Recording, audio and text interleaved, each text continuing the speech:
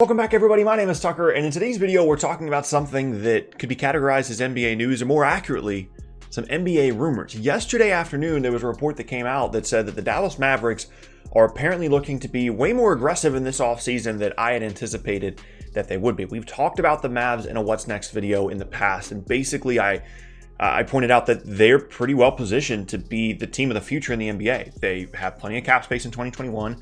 They've got a future MVP in Luka Doncic. They've got a really good player in Kristaps Porzingis. They can continue to grow alongside Luka, and they've got a lot of things going for them, right?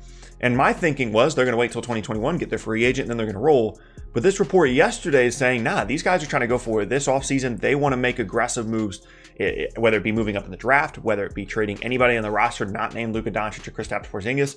And that is an interesting scenario that I want to take a look at and talk about in today's video. But really quickly, before we get started, if you enjoy content like this, then consider subscribing. I upload basically every single day, and a lot of times it's going to be 2 times a day moving forward as well. So if you enjoy consistent NBA content, this is the place to be. You can also leave a like rating on the video. It lets me know that you're enjoying the content, and it helps out the video a ton on YouTube as well. 2 things to plug really quickly: twitch.tv/Spolo_TD, continuing to grow over there on that platform. You guys have been awesome coming over there, showing support, showing love to the stream. I really appreciate it. If you haven't checked it out yet, it's a really fun place to be, as is the Discord server that's been set up as well. The link to that is down in the description. If you want to talk about the NBA, if you want to talk about all kinds of stuff, there's all kinds of text channels set up over there. It's a really fun place to hang out as well. With that said, let's go and get started. Okay, so let's kind of talk about the broad strokes of this, right? Like the kind of idea of it, and then we'll get into some more specifics about what moves they could be targeting, what players they could be targeting, and things like that. So again, as I mentioned in the intro, Dallas had a pretty clear plan moving forward. Everything kind of came together for them, right?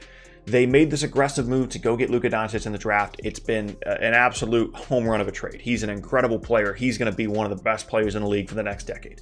And then, a little while later, they kind of come out of nowhere with this Kristaps Porzingis trade and have set themselves up to have 2 really good young players moving forward. One of them MVP caliber, one of them All-Star caliber. That's a really good foundation, right? And then, with some of the other moves that they made in addition to that Porzingis trade, they set themselves up well to be a big-time free agency destination in 2021 with max cap space, with 2 young guys on the roster, and with a really good free agency class in 2021 out there as well. And so I was thinking, okay, well, next year is just house money. You know what I mean? Like they had a good year this year. They made the playoffs. They pushed the Clippers to 6 games. You play out next year, you probably get, maybe a 5 or a 6 seed. Again, it's house money. Whatever happens, happens. And then the following offseason and the following year, those are your big move years. Like that's the year that you become like a top 3 team in the Western Conference. The path was clear. But then yesterday, apparently these guys are not content with just running it back this year and having a house money year. They want to go for this thing. They want to make aggressive moves right now.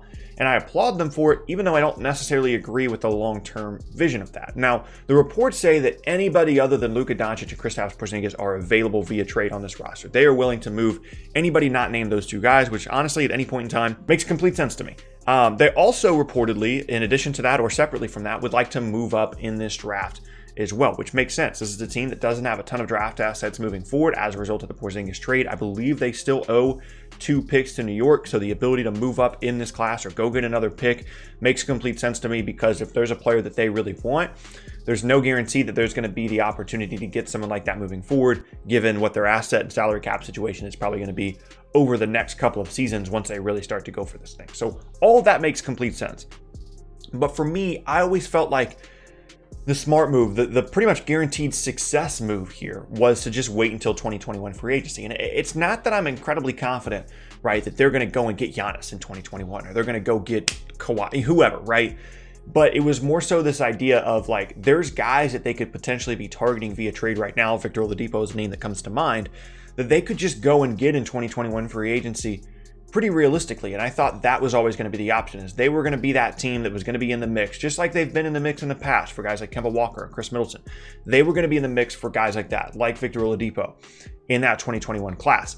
But they decided, or apparently have decided, that no, they're willing to trade assets now to guarantee themselves one of those guys and give up assets rather than wait until 2021 free agency. And the reason why that probably makes sense is the team that's been burned in free agency plenty of times before. They ended up getting DeAndre Jordan eventually, but the first time around they got burned. Darren Williams burned them a handful of years ago when he decided to return to the Nets when it looked like he was going to be leaving for Dallas.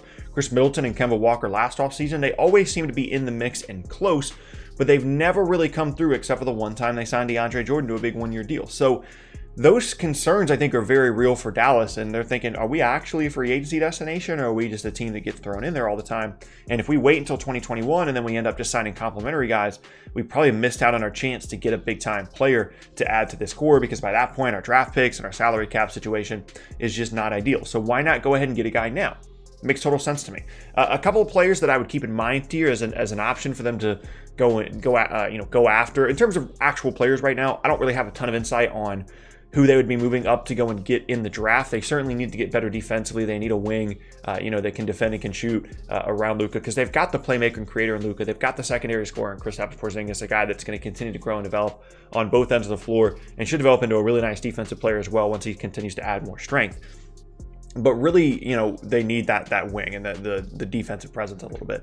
So that's why the name Victor Oladipo continues to come to mind for me. I think he fits well alongside Luka Doncic. I think as long as he doesn't go crazy with needing the basketball in his hands all the time and is locked in defensively, that's an awesome fit. And players in that similar type of mold, I would expect, are the guys that they're going to go after here, because those are players that not only fit what they want to do, and they aren't like, alpha dog star type guys that are going to need the basketball and take things away from Luka and KP, but also they're relatively easy to get in terms of the amount of assets you would have to give up in exchange for those guys. Another name that comes to mind here, these are the two that continue to pop into my head, is Jrue Holiday. I think that'd be an awesome fit there in Dallas. Someone that can defend at an extremely high level, plays off the ball or on the ball whenever you need them to in those bench units, to have another creator. I think that's an important aspect of this as well, is having someone else that can create offense on the perimeter when Luka goes to the bench. Jrue Holiday and Victor Oladipo check all of those boxes. Those are the two guys for me off the top of my head initially that I would really like for them to potentially go after. Now, there are some other kind of fringe names here that I think would be at least relatively interesting, even if the fit isn't ideal.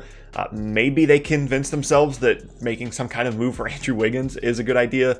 Miles Turner, potentially, if they think that him and Porzingis can fit together. Those are all interesting names, right? But in terms of what they could give up, there's not a ton of assets available here. Like I said, the draft picks aren't great. They've got some interesting players on their roster. Jalen Brunson comes to mind. But if they're gonna make a move this offseason via trade, they're gonna have to get pretty creative. Maybe there's a 3-team deal involved here.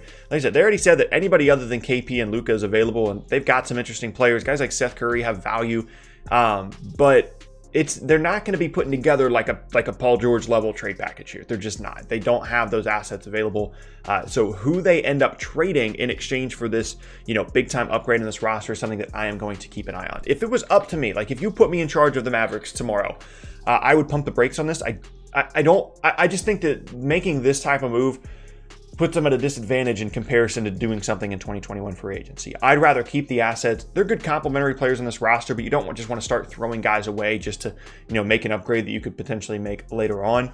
For me, the ideal scenario is still to run it back next year with a pretty similar group, have all that cap space in 2021. And even if you strike out on someone, like Victor Oladipo, whoever in that class, you can still surround Luka and KP with a ton of guys that can shoot and can defend and can rebound and do all those other things. You have the top level star power. I don't see the need for the third star at this point, assuming that KP continues to develop his game and becomes a guy that, can be a consistent every single year all-star, borderline all-NBA caliber guy.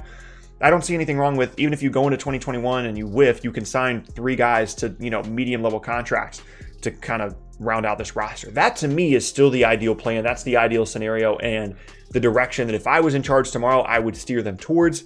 It doesn't appear as though that is going to be the direction that they're going in, and I'm cool with it because that just provides us even more offseason content to take a look at. And if they traded for somebody tomorrow, I'd be extremely excited. I don't think they can yet, though. I think that trade window doesn't open for a couple more weeks still. But a really interesting team to keep an eye on. We've seen them make relatively out of nowhere trades in the past. I mean, when they traded for Luka and when they traded for KP, nobody really saw either of those coming. I mean, the draft one, you could see it a little bit, but the KP thing was completely out of nowhere. I remember making that video and thinking, what in the world just happened, right? So the Mavs are always an interesting team. They keep us on our toes every year, and they've done it again this year, assuming these rumors are true, and they seem pretty reliable. I'm interested, man. I'm really, really intrigued by what could possibly go down in Dallas. They could be one of the biggest movers and shakers of this offseason, and you guys know that I love to see any kind of movement like that. So we'll see what happens with Dallas this offseason. And yeah, there you have it. That is going to be the end of today's video, and I thank you all very much for watching. Once again, my name is Sarker. If you missed any of my previous videos, then be sure to check out the boxes on screen. Thanks again, and I'll see you all next time.